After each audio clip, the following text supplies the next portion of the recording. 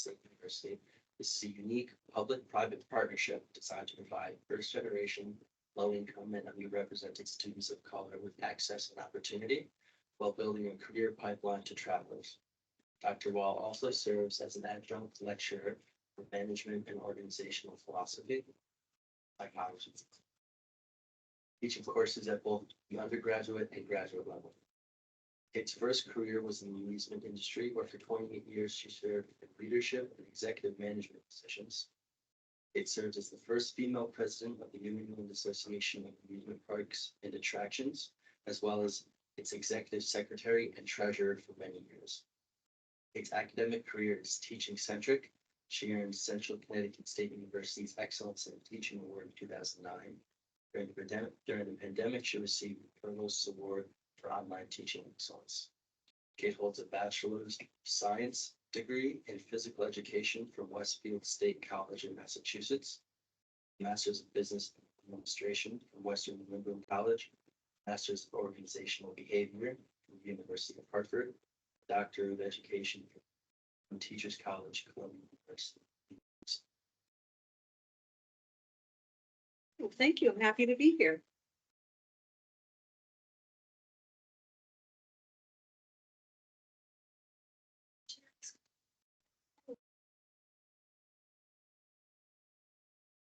So go to share all the way to the right.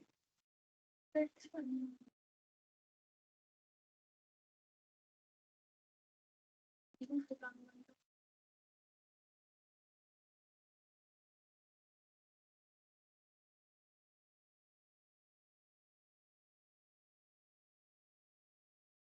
And you're going to introduce Yeah, yourself? so I know we met off camera, but I'm Katie, one of the graduate assistants here. I'm Cynthia, student worker.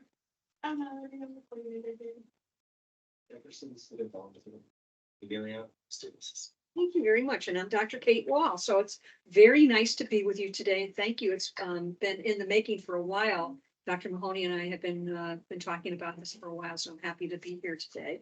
And I want to go free form. So although we have a slide deck for, I guess, keeping us on track, I want to know what you guys want to know about what I do, like about my program or anything I can help you on this journey, since I've been at life a few years longer than most of you guys. So anyway, happy to talk to you about whatever questions that you might have. No, I'm never part of the EDGE program. Okay. Thanks. We'll start there then. So the Traveler's Edge, EDGE is an acronym, and it stands for Empowering Dreams for Graduation and Employment. And this is a program that's been here at CCSU since about 2008, when the first students came here. And it's a public with CCSU private travelers collaboration. And do I need to wait? No, it's a public-private collaboration between an academic partner and Travelers, the insurance company. This program started with a challenge from the executive, high executives at Travelers to other executives at Travelers to come up with a meaningful way of reaching out to people of colors, minority students in the Hartford area, who ordinarily would not be a population that they would have recruited from. And so they started the program at Capital Community College, which we now know has a name this long, CT State College at Capitol Campus. It started there with the first students who received money towards tuition, professional development, as well as a lot of mentoring. And when those first students were in the program, they had a choice of only one place to continue their education and get their bachelor's degree, and that was the University of Connecticut. And fortunately for us, I guess, the students did not want to go to the University of Connecticut. They wanted to come here. And so here's where having connections and knowing other people started a wonderful thing. So with this news that students wanted to come here, they reached out to David Farron, Dr. David Farron, who was a management professor. And that was the one contact that somebody happened to have here, and asked if he would be interested in proposing this idea to our campus leaders about having students transition over here to complete their bachelor's degree in this very unique program. And so the university said, What do you always say when an opportunity comes along? Yes. Yes, there we go. It said yes. And so the first students came over in the fall or spring of 2007, 2008. And from there, that program started with a small number of students, small grant. It was $14,000, and now it has usually about 30 students in it, and the grant is for about $750,000. So the students receive pretty close to a full ride, pretty close to it. It doesn't include residential living unless that's part of, unless that student has a lot of other scholarships that it can go towards that, but it has a full-time academic mentor, which is myself. That's why I came into the program. And also we have Professional Development Institute that all the students go to. We have about a bi-weekly at CCSU cohort meetings, so students all get together in small groups or the entire group gets together to learn more about soft skills and hard skills. So soft skills, more like about teamwork and how to get your academic team working, which as we all know, that can be an interesting thing. And this Friday, we're going to go through Python, which is a skill that they'll need this summer in most of their internships. We've also have other things coming up like Excel, because that's a critical skill no matter what company that you go into.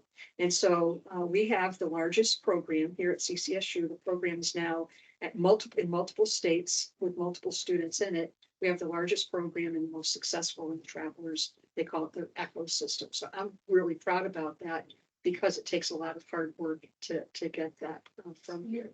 So you heard that I have a pretty diverse education myself. I started out wanting to be a physical educator, and my story on that, which I think it's important for you to hear this, as three of you are just launching out on your careers, is when I graduated from college in 1979 as going to become an educator, all of those jobs in my specialty, which was physical education, had dried up because the schools themselves across the country had made this push to getting back to the basics of reading, writing, and arithmetic. And how are they going to get the funds for that was to take it away from the specialty areas, art, music, shop, physical education. So they were paring down in those areas and others. That was just some of them. And so my job prospects coming out of my senior year of college were not great. And I also hadn't done a lot about finding a job either. That whole thing had missed me as a first gen student. Like, what do you do to get a job?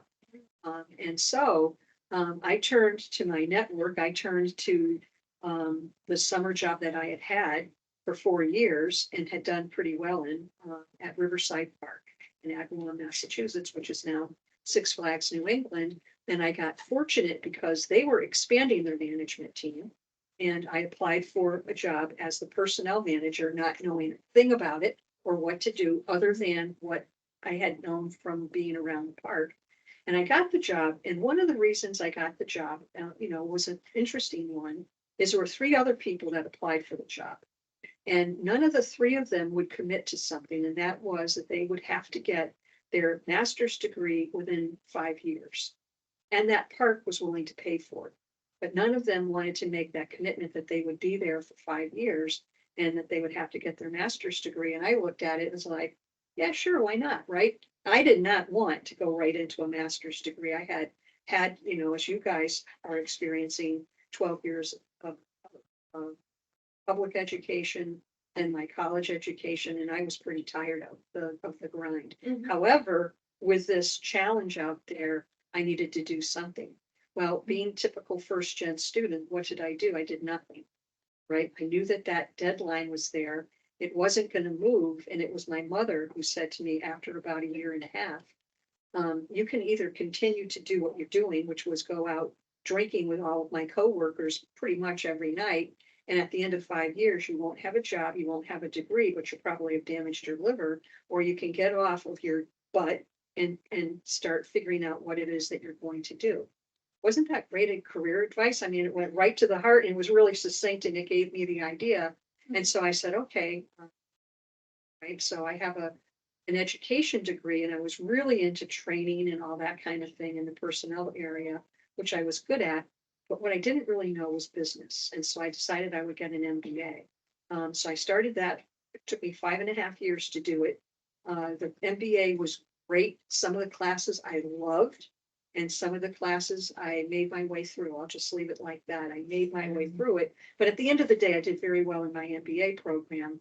And by the end of it, I was thinking, I think I like this. I think I like going back to school. And the company I worked for was happy to send me to further my education. I did all kinds of things with that organization in our off season. I went to California and took week-long specialized courses. I would extend out and visit my family that lived out there. It was great. And then continuing on in my career, when Riverside was sold to a company that was in between them and the current Six Flags, and that company just got sold. Um, I was the top ranking person. I was the executive vice president, so other than the family members, I was also the most highly salaried. And so when the new company came in, my finance manager over here will say, what do you do with the top in those situations? Let's practice together, right? You cut. So I was out of a job at 40 years old, and one that I thought that I would have, or 42, one that I thought that I would be at until retirement. And so that was pretty shocking. So I had to do what I would say to anybody is take your resume, which luckily I had one, and decide what you're going to do. Now, I was single at the time. I owned my own home. I had a fairly expensive car. I just bought new skis, and here I was with a $50,000 check, which was my exit bonus, we might call it. And now what am I going to do? Because the bills will be coming due. So I had to get moving, right? So again, what did I do? I returned to my network of people that were in the amusement industry because I was highly involved with that. And I had my resume, which I updated, and it didn't take me very long to update it. What took me the longest was deciding where I was going to send it. Because at that time, Lake Compounds in Bristol, Connecticut was just being renovated by a competitor of what friends of mine were the owners of that park. So I sent them by, I think it was UPS or FedEx, my resume. They got it. The phone call came and they said, when can you come down for an interview? I drove down there and it's a long flight time from Springfield, Massachusetts, all the way down to Bristol. And on the way, I went, can I make this drive every day? Because it was a long drive. It was over an hour and through Hartford, which you guys know is not a fun commute. But what else was I going to do? So anyway, I worked with them. I had my interview with them, which went fine because everybody in the industry knew who I was. And they hired me on the spot and said, when can you start? So I said, I'll start the following week because I had a birthday party to go to. One of my little niece's birthdays was coming up. And I was like, I want to shove this off just a little bit to continue to decompress. So I went to work as a consultant for Lake Compounds. And at the end of that first operating season, they offered me a full-time role, which I accepted.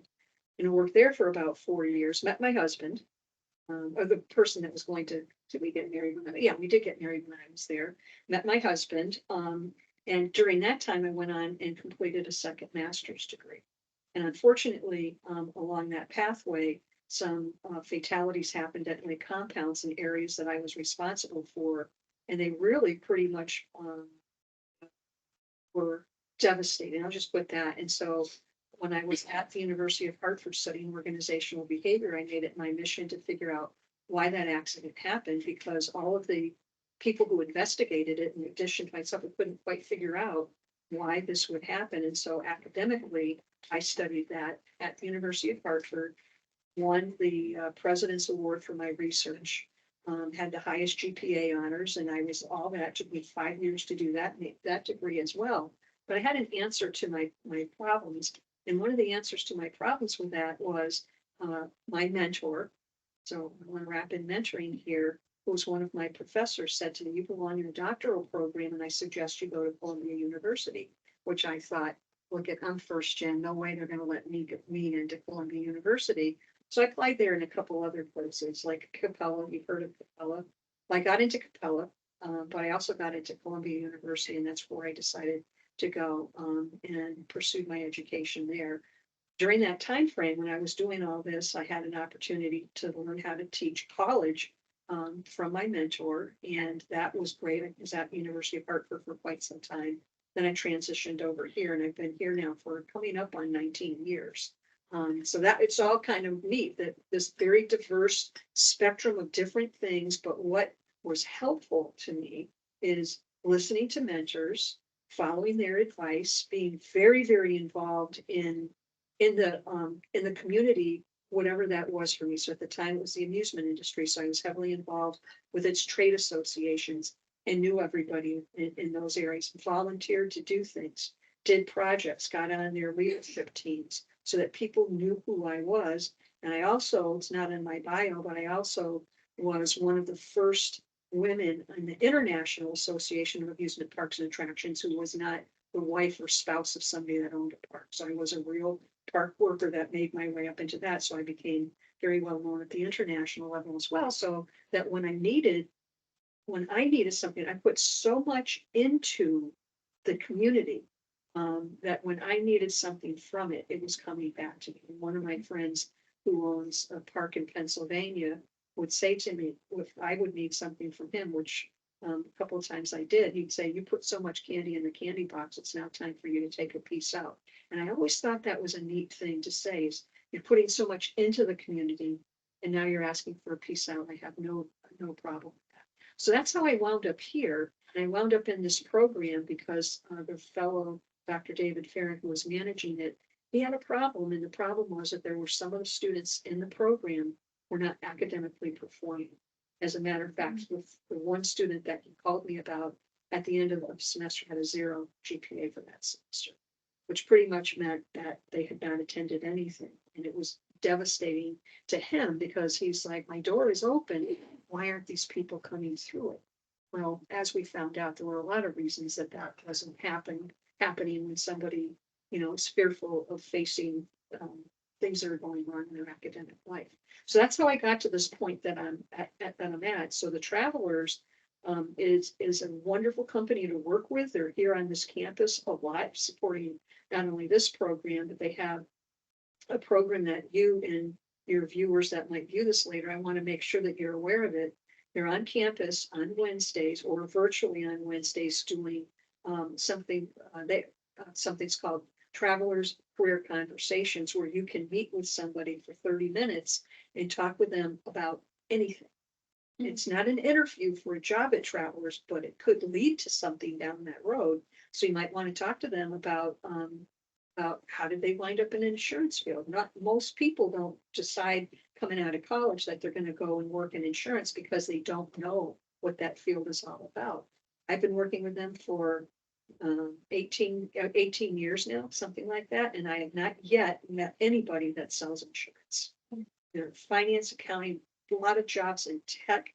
They hire nurses, they hire you name it, and they wind up hired. So if you guys are interested in that, how you would sign up is through the Career Development Office here at CCSU. And then on Handshake, there's a link to that. And I have hours here if you guys want to take a look at that. But they're phenomenal. And the people that host those calls, 30-minute calls or in-person visits on a weekly basis. One person, 30 minutes, and they have 3 meetings that they do each day are phenomenal. They're almost always a CCSU alum. So it's a really good opportunity to connect with somebody and ask them anything like, what's it like to go from college to career? What were some of the things that were really different for you? So it's like really a good thing to do. So why don't we talk a little bit about, anybody have questions about that, about the Travelers program? So there's about 30 students. One of the people who works here is a member of that program and has a classroom. Yes. How does a student get into the program? I'm glad you asked that question. So how does a student get into the program? It's a very closed pipeline. And by that, I mean, it's very difficult for a student to just find us and get into the program. There's 3 inputs, 3 ways students come in. One is they transfer over from Capital Community College directly into this program. So they have to be in our sister program at Capital and come directly over here, or they can go to UConn. I'm happy to say almost 99.99% of them come here. It's just the way it works. Then another way is we take in each year 5 incoming freshman students. So they come from 3 high schools that we work with: New Britain High School, Pathways Academy in East Hartford and then Weaver High School in Hartford. And those partnerships are all, are the ones that Travelers tells us who's in the partnership. And then we have, if we don't have 5 freshmen, when we're interviewing students, 5 freshmen that look really good for us, I can select from current freshmen who will be sophomores next year. So right now I'm working with 3 current students who have a high enough GPA and selected majors that we have, which are mostly business or technology related. And I'm working with them to get them ready for those big interviews coming up at the end of March. So it's not easy to get into it, but there are other things that happen on campus that are either orchestrated by myself or other people that you can connect with Travelers. They do workshops with the School of Business and the School of Engineering, Science and Technology are doing a joint program called CAP, Career Accelerator Programs. Travelers will be here either this week or next week talking about interviews and mock interviews because they want our students to get prepared for interviews no matter where they're going. It doesn't have to be at Travelers. They come into other programming like that. I work with students and help them, same thing, get ready for potential internship at Travelers, and those internship preparedness things happen in the early fall. So forth, so kind of stuff. Yes, Is the program only geared for undergraduate students or just graduates? the Travelers Edge program is solely for undergraduate students. Once they become a graduate student, and the That's- program ceases for them. Okay, another question is, do you plan on expanding? What kind of, majors you'll be looking into? So that's a great question, and from time to time, we have increased, or I've asked Travelers to consider another major, so that happened a couple of years ago. When a student, actually it was the sister of a former student, had a technology major, which was not on our approved list, and it was cybersecurity. So I called my partners at Travelers and I said, hey, I've got somebody that is interested in the program and their cybersecurity.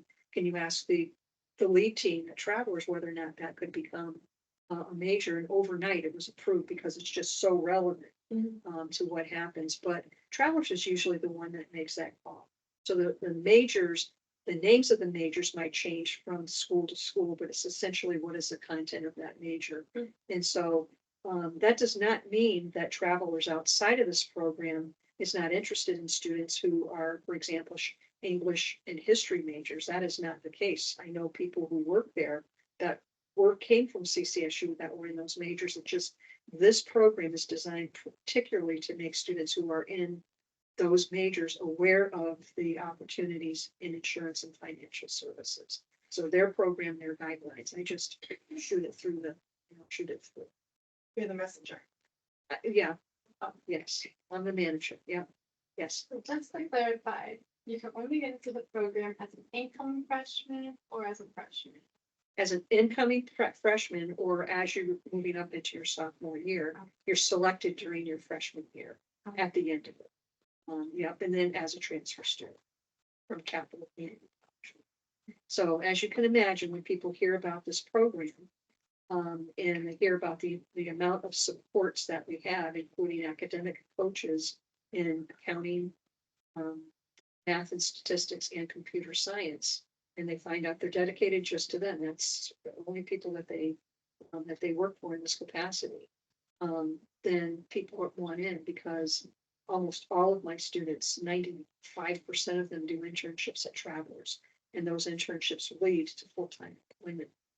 So when people hear about, they're like, how do I get into that? And so just about every week, somebody wanders into the office, they've heard about the program, maybe in someplace like here, just talking to people, and they come into my office, and I unfortunately have to tell them the news about they're not eligible for the program, but there's other ways they can connect with. So it's the hard part of it and the soft part. The GPA requirements, what is necessary? What's the necessary GPA requirement? And also, are there any other requisites that you need to have beyond the GPA? So GPA is a major key performance indicator of success in the program. Mhm. And students have to maintain a 3.0 GPA. So that's pretty high, particularly for freshmen. So I was able to, over 5 years, to get that down a little bit for freshmen. Because as you guys might remember, your freshman year, it might have been not your best work. And so we have a little bit of a decrease for them, but by the time they're coming out of their freshman year, they have to be at a 3.0 GPA or better, or then they go into a process, probation, and so forth. Other requirements, they have to be full-time student, 12 hours, 12 credit hours or more. They have to attend, Travelers has a professional development institute that's 3 days in the middle of the winter that we all go to, and they have to attend that.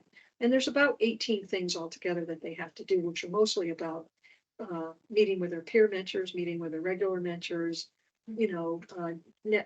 doing things that any good student would do. Right. Good student would do. If somebody veers away from the approved majors, and we have had that happen, then they're out of the program. That's what they are. And sometimes that happens, because you can imagine when you're 18 or 19 years old, making your decisions for your early career, let's put it that way. Sometimes you don't know what a major is, right? And so sometimes people just have voluntarily left the program. That doesn't happen too often, but it can happen. So if it happens, happy to help them find another way of funding their education as is Travelers, but it won't be in our program. So college to career, let's talk a little bit about how do you build some career fuel. Is this thing The space is for the or the RP, or the RP? Okay. What do you feel is the number one reason people have to pursue higher education? So I'm going to ask you to think for a second here for yourself. We'll go right around the table. And then what is your number one reason that you are or are nearly finished pursuing your higher education? So when everybody wants to start, just put your hand up. So why are you here? We'll start over here and we'll go around this way. That's right. So Emilio, So there's an element of personal interest into it, but it's definitely to help my career. yeah, mine was job related. I need my master's for counseling.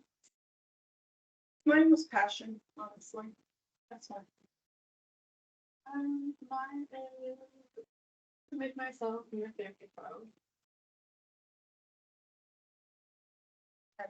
Excellent. Passion, person.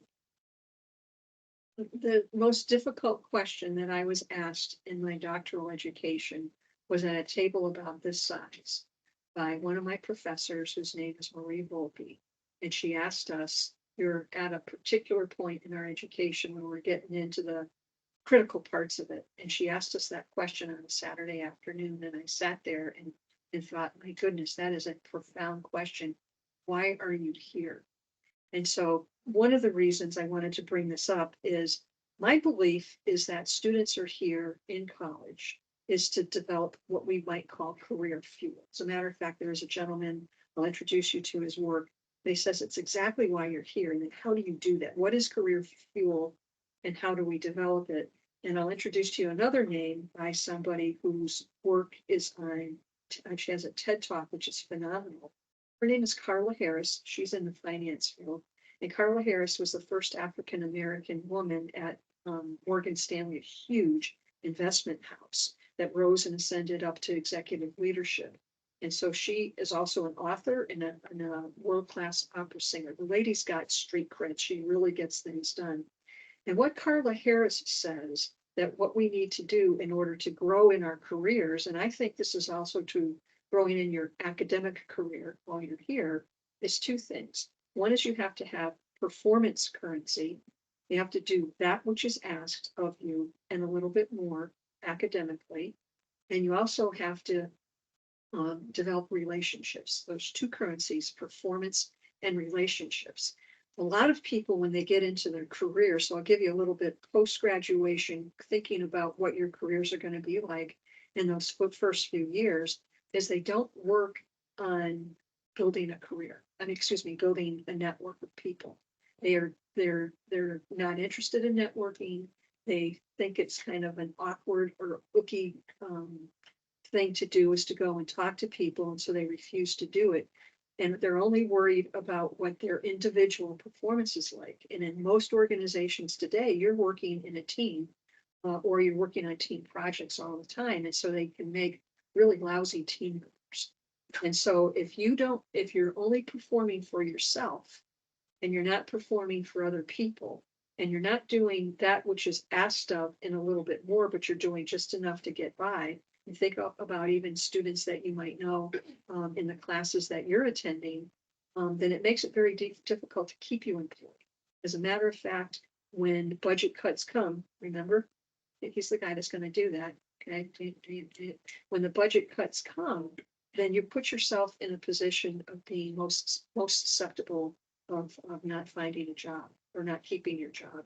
And if you don't have a really solid reputation that's built on good performance where people know you and they know your value and they know that when you say you'll do something that you will do it, then it would make it very difficult for you to find a job, even if you wanted to go into another company voluntarily.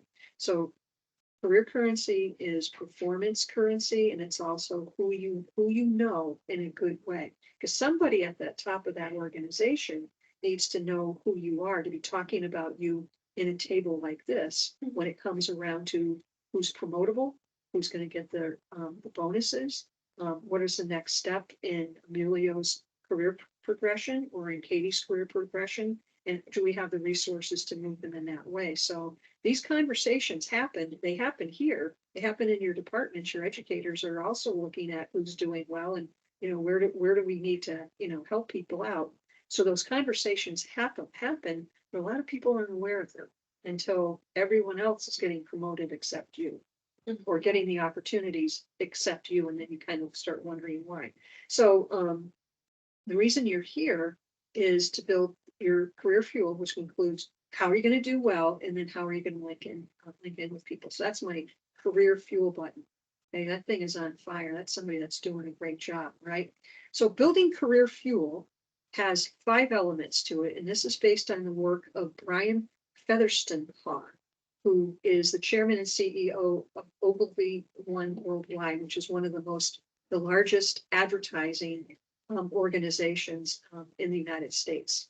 And so he wrote this book called The Long View. I really recommend it to you. You can go on their website and find some neat stuff. So here's what he says is the first thing you have to do. Okay, I'll come back to this. The first thing that you have to do, where did number 1 go? I have to find it. Sorry, guys, if you're watching. There it is. The first thing you have to do is get involved. And this club is doing a good job. So you're involved in a club and an activity, which is interesting because it's helping you find your passions. And I would imagine in some ways you might be getting pushed out of your comfort zone. But it's not just this club. Think about what's in your major. So the finance club, something else in your major that's related to your major, and where there might also be a professional association attached to it. Those professional associations are cheap to join when you're an undergraduate. The fee to join them goes up immediately once you graduate. So if there's anything in your career area, join now and be a student member, and then you'll save yourself some funds going forward. I know when I belonged to a student to an association, a student membership was $10. And as soon as I graduated, it was like $180. I mean, it's a big difference, same thing. There you can meet people, volunteer for projects, get skills, do all kinds of things that are outside of your comfort zone, perhaps, network, but also scholarship opportunities. A lot of these associations, professional associations that are in your field of interest also have scholarship money, which a lot of times it also will pay for graduate coursework. So I'll go back up. So just get involved. Number 2, create your battle plan. So right now, a couple of you are getting closer to this, but this is also creating your battle plan for your coursework. So all these things also work towards what you're doing while you're a student. They also work when you're looking for your career. So find internships and finding careers requires active and proactive movements on your part. They just don't normally land in your lap. Now, you might find somebody that happens to, but I bet you that's like 1 out of 1,000 people that it just happens to land in their lap. So you have to get active looking for these things. One reason you have to do that, there's a lot of choices in a lot of different areas for you to look to find something that you're passionate about. And it might not be in the identical field that you're going into, but there's also huge competition out there for these internships and jobs. So for example, Travelers, the companies that I work with, they have 500 internships every summer and they get 10,000 people applying. That's pretty small odds, all right? So how are you going to provide them with the ambiance, with that professional look, even as you're a college freshman, sophomore, junior, senior, or grad student, okay? That's one thing to think about. You have to be standing up head and shoulders above everybody else. But how do you find these organizations? So what I suggest every student do is, including freshmen and sophomores, is to start by creating a hit list of the types of industries and companies and individuals whom you know that are in those fields or ones that you're interested in pursuing. So for example, if you're interested in going into counseling, well, who do you know in the area schools? You know, are those good school systems that you want to be in? Or how far away are you willing to travel? You know, and who do you know in those places? So when you do student teaching or when you do internships, that's a good way of getting your name into those places and even calling them after the fact and saying, hey, I'm looking for an internship or a role in another school. Do you know anybody? So when you're in those areas, those teachers talk. I know they do, right? And so if there's some opportunity, they might be able to then think about it and put two people together. So that's one thing. And how are you going to keep track of all this stuff? Build a spreadsheet of the contacts that you make and the websites that you're interested in, the school systems that you're interested in, the places that you've applied. And if there's a name of somebody that you talk with, put their name in that spreadsheet, because a lot of times when this thing rings, it's going to be somebody that says, hi, this is so and so from such and such an organization. We're interested in looking at your resume that you dropped off at the career fair that we were at. And you're like, I talked to like 100 people that day. How am I supposed to remember? So keep track of that stuff. And it might help you in particular when you're really heavy duty into the area of actively looking for your first job, right? So go back. These things slides got out of order somehow. Okay, here's one big one. Up in Willard and De Loretto Hall, we have the Career Development Center or office. They change their name frequently, but we have a resource that's free to you to use even after you graduate. So even after you graduate, you can use this. So it's up on the lower floor and underneath where the registrar's office on the first floor. So really participate in these on-campus recruiting activities. Go to the job fairs. If you get an invitation to go to a job shadow or go on some trip and it's related to your major, it's something you're curious about, do it. You know, talk to your professors. Most of the time, if it's something that's career related, they'll let you have the day off for that class. You can't do it every week, but you know, be careful about it. Get your resume reviewed by somebody. I cannot begin to tell you how many students find out about me, and I'm not asking them to do this. I don't solicit this, but they come by my office in their senior year and mostly in the School of Business, and they don't have a resume. And the resume that they have looks like somebody wrote it on a grant. I mean, it looks like something that they might have put together when they were in their senior year of high school. They're really poor, and they're wondering why nobody wants to hire them. It's really sad. The Career Development Office can help you get your resume in shape, attending events that are held jointly between the School of Business and the School of Engineering, Science, and Technology called CAP. Anybody can probably go. They're really good. They're small. They feed you. They're on Wednesdays. And you get your resume reviewed and you get to talk with somebody about it. Then the next thing is getting ready for your interviews, doing the mock interviews. If you do go to the Career Development Center, most of them work this way, is if you've signed up for a mock interview, you have to show up dressed up for that interview. They will not see you in your typical college attire. They want you to show up like you're there for the real interview. On the Career Development Office website, there's two really good resources. One is called Handshake, and that's where you're going to find out about most of the offerings that are the community sends them this way. So employers sign up to provide us with that information, and then it comes into your mailbox. And you set up your account with the types of industries and businesses that you're looking at. So that's all stuff that you do. It takes a long time, about half an hour to set up your account, and then you can establish the settings on what types of people you want to talk with. But do that so you at least see these opportunities. And if you're adverse to that, then go up there and look through their book if they still have one. So you can see who is interested in our students, and then practice your interviews. Learn how to do good research to find out what that company does and how you fit in your resume and what that company does and jobs it has open that you're interested. That stuff should all seamlessly come together.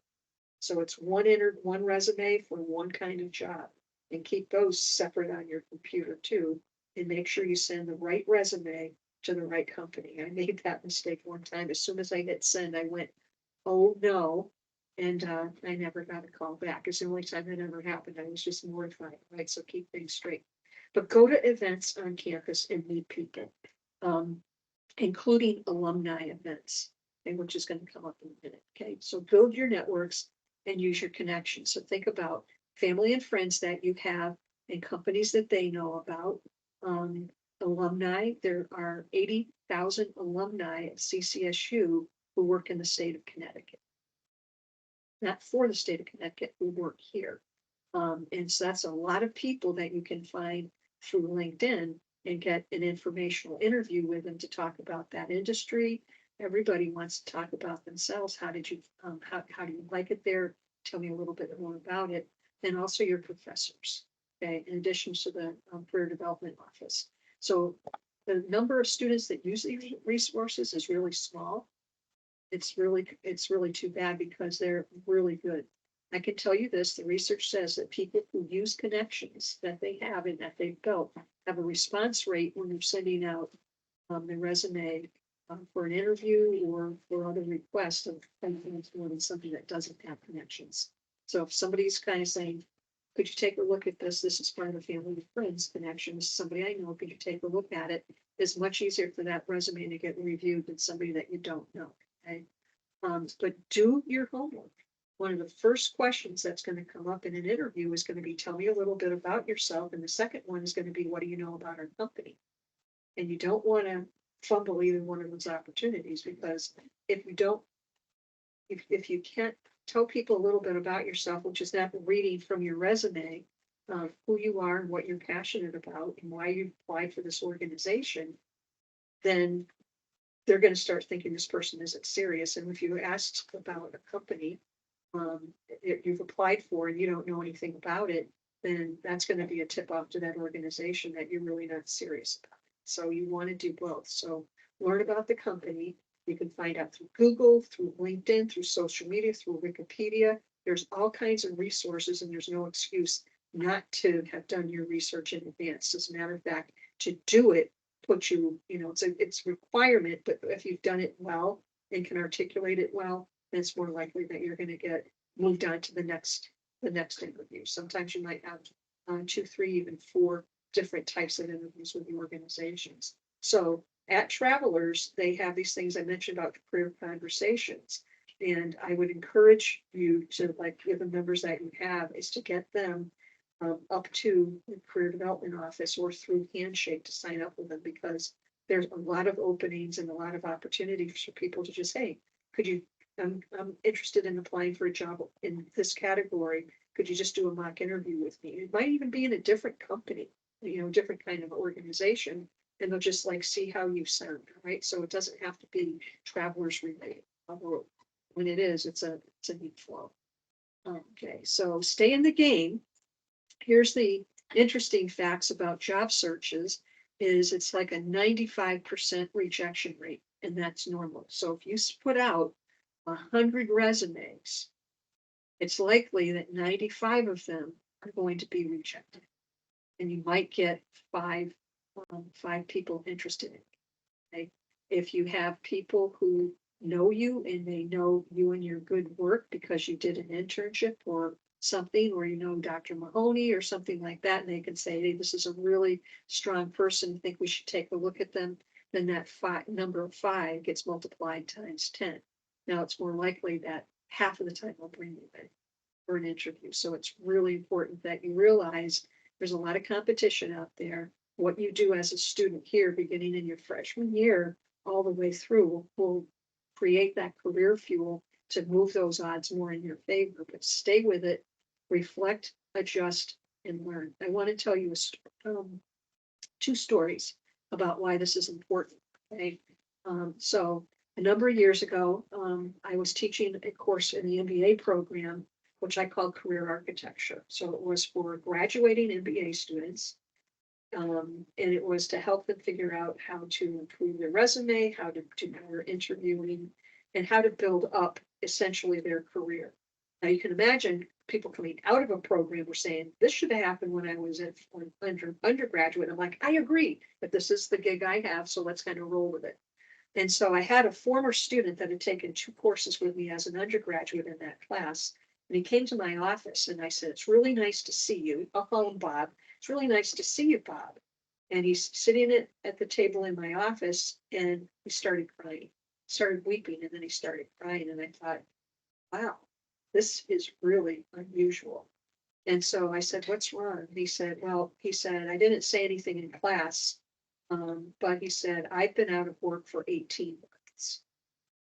And he said, I've applied and I've applied and I've applied, and I'm getting absolutely no nibbles. And I said, wow. He said, what happened is that he had worked for a bank, and that bank was going to be closing a location, and they wanted him to transfer to another town that was far away from where he lived, but not outrageous. And he was so confident, he was married, he was so confident that he would find another job that, he just said, no, I'm not going to transfer with you. And so it put a financial hurt on he and his wife. And it also put, it dinged him up as a man. This is his words, because they were no longer to keep their house. They had to go and move into his wife's parents' basement. And that was just devastating to him. So this was like real stuff. And so I said, all right, let's take a look at your resume, which was on the docket to be happening. And I could tell right away why he wasn't getting any nibbles, is because he had no job skills on his resume. It was as if it was something that he had put together a couple of years ago without any reflection or looking at the types of jobs he was looking at going into. And he was an accounting and finance major, so there was nothing on his resume about that other than job titles. And I said, all right, let's take a look at this. We've got to get your hard skills and soft skills on here. We need to readjust some things. We worked on it for a couple of hours in my office, and I said, we're not ready yet, but like, we'll take another look at it in a couple of days. Well, what he did was overnight, he took the resume and he put it in LinkedIn and immediately started getting hits, because now potential employers were seeing his actual skills. Because one of the things that's happening more recently is there's something called competency-based interview. Okay. People are looking at what are the skills that you're bringing in. And if they're not on your resume, then they're not bringing you in for an interview. So it's like, if they're not there, they don't believe they have them. But once he was able to say, these are the skills that I have, and then be able to back that up, then he got interviews. I'm happy to say that he got a job and he is working now. He's at Yale Haven Hospital, and he's like a big shot in their finance department. But it's just those things, as if we don't pay attention to the things that they're part of the career fuel, then we can miss things. Oh, and by the way, he now has 2 daughters. So he and his wife had to put off a lot of things. And more recently, I worked with somebody, an accounting student, who had a wonderful story.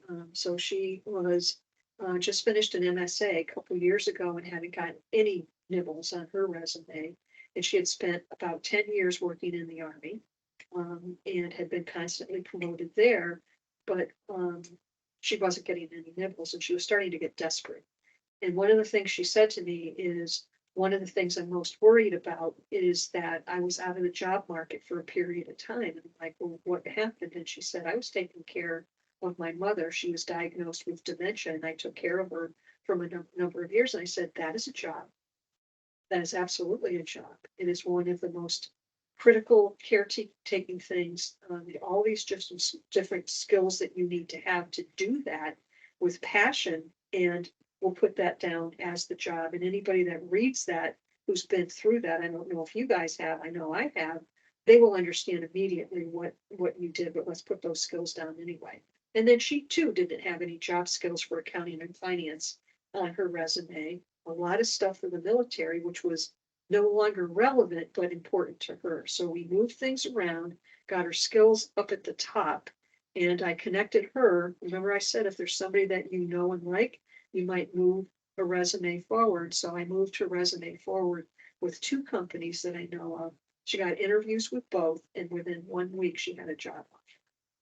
So the importance of having a story, getting your resume straightened out, making sure that you're getting the hard and soft skills on that resume, getting it vetted by somebody, career development office can certainly do that. Attending things and being willing to come in and talk to somebody. She didn't know me. She was introduced to me by a professor in the accounting department, but being willing to, when I called her, said, would you like to come in and talk? I've got about an hour. She came and we got that stuff done. And now she's working. So this is how the real world works. It is not just, people will say it's not what you know, it's who you know. That is not the message. It is, you have to have a product to sell. And then if it's an excellent product and your performance has been good, then the people that you do know, because you've reached out to them or they've reached out to you, can help you if you're willing to take that scary next step and start working on this, even as a freshman. Yes. Can you tell us what the difference is between a hard and soft skill? Sure. I'm glad that you asked that. So a hard skill, let me just go over here and I will provide, Katie, I'll provide you with this stuff. So hard skills are things like something that you can measure, right? So think about this, being bilingual or multilingual, hard skill, right? Database management, being able to do things in Excel, right? Writing down Excel and then the functions that you can do. Statistical analysis. Let me think more about your line of work, Katie, would be meeting with students, diagnosing. I don't know if that's the right word for you, but problematizing, figuring out why somebody is not performing. There's got to be a skill for that within counseling or using particular models. All kinds of things along that line. Okay, so hard skills, something that can be measured and can be taught. All right. Soft skills are like being dependable. Can you teach dependability? Yeah, but it's a little bit different. Can you measure it? Yes, but dependability, teamwork, creativity, adaptability, organization, things like that. And both sets need to be on your resume. Okay, both sets need to be on your resume. I was always taught that, hard skills are the only things that you should put in your resume. Skill section, and so I never thought of like dependability, timeliness, or things That's like what that being.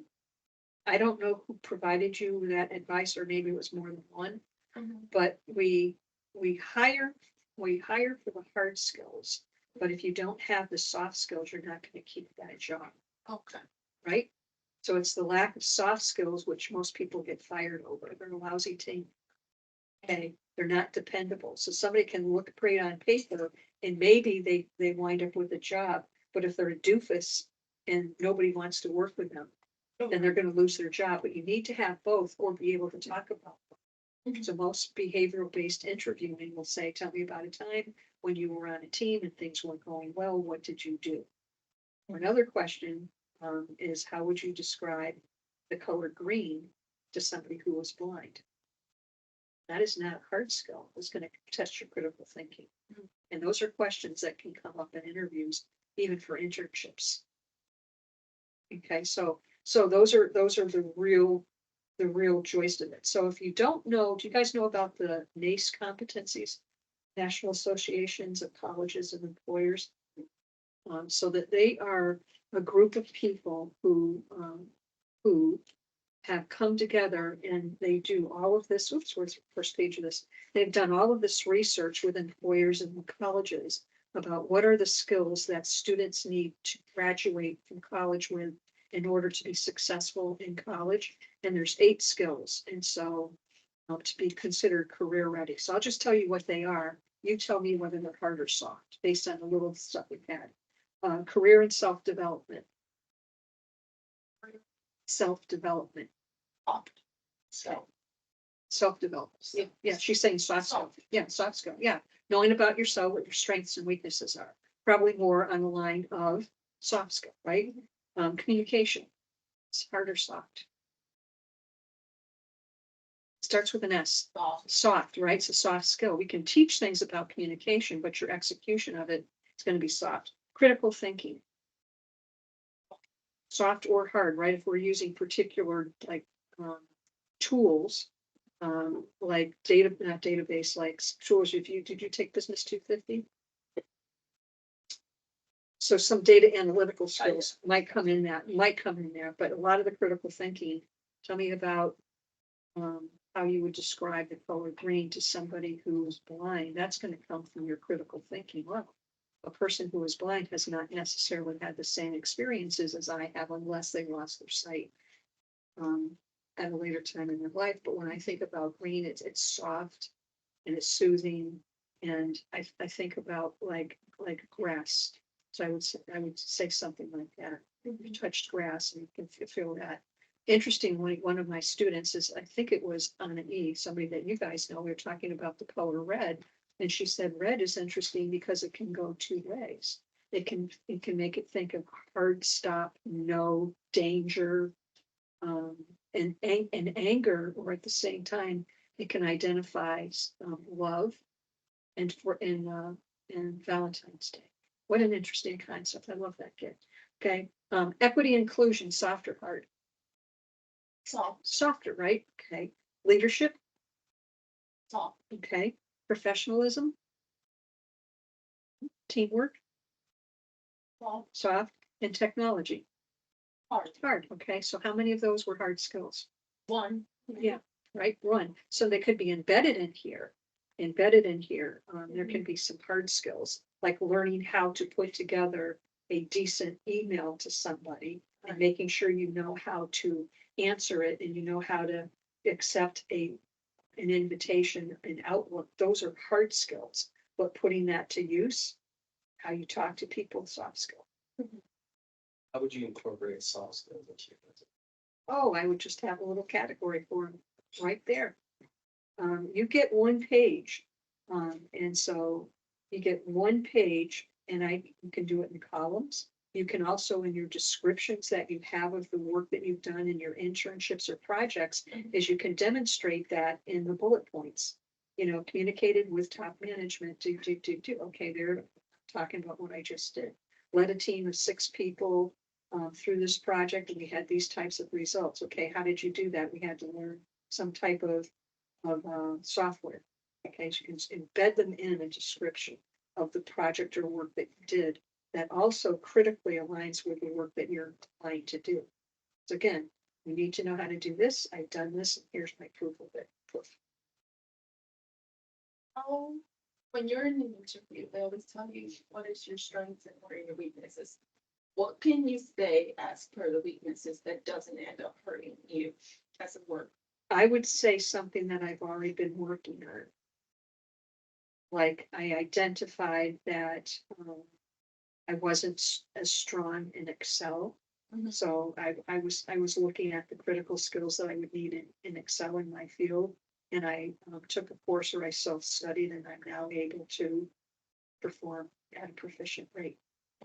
Okay, so it's not that you just said you have a weakness, it's that you recognized it and you did something to overcome it. Okay.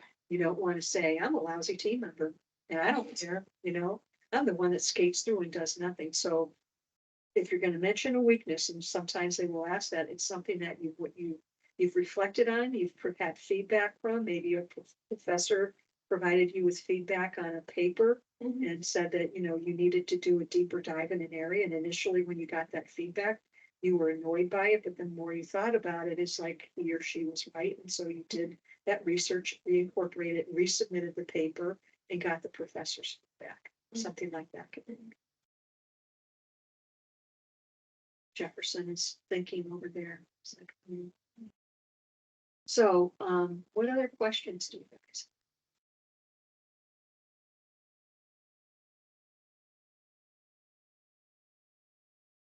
It can feel daunting, but do a little bit every week, when you're in the stage as some of you are graduating.